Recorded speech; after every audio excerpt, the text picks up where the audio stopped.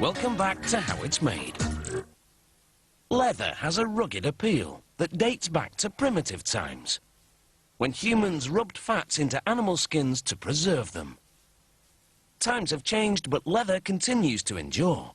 It's strong enough to take a lot of abuse, so it's a very tough act to follow.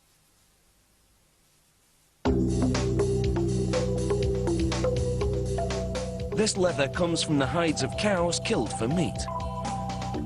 Without tanning, the cow hides would go to waste. Converting them to leather is kind of recycling. The first step is to cut each hide in half. They drape the hide over a sawhorse and then stamp an identification code onto it. They slice down the center. The two smaller pieces will be easier to handle and process than one large hide.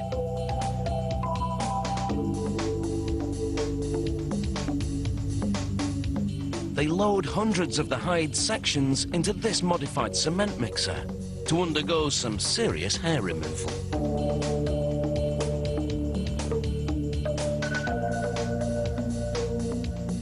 The mixer is filled with water as a worker dumps in a combination of sodium sulfhydrate and lime.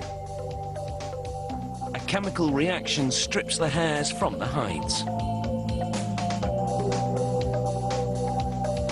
They bathe the skins in acid to prime them to absorb tanning salts.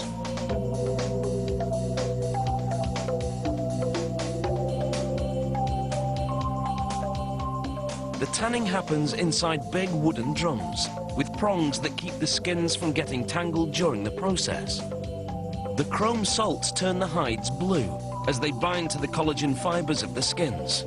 This converts them to leather.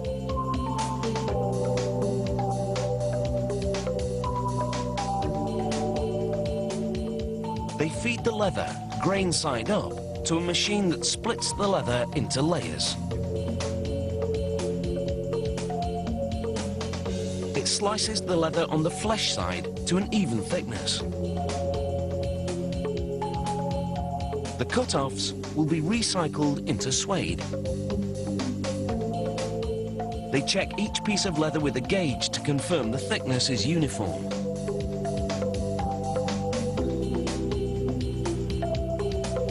Now it's into the wooden drums for a second tanning, but this time they use a solution of vegetable extract, tree bark, and water. They add some dye and a chemical that will make the leather water resistant. The solution binds to the leather, giving it a brown tint. It's a gentler tanning than the earlier one, and it softens the leather.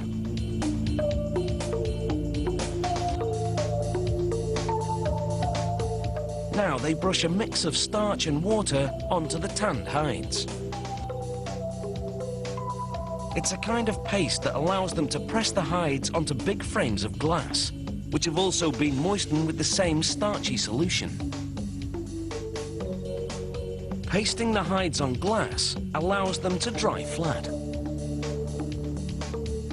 Wipers clean the glass between hangings, and a spray system coats it again with the starchy paste. This method allows the hides to dry without shrinking and stops the ends from curling up.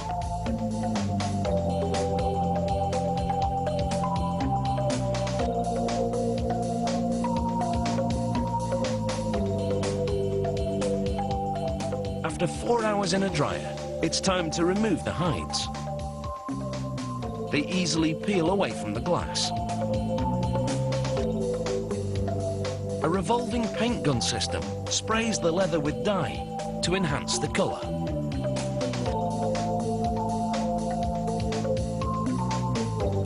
And now it's time to create some friction.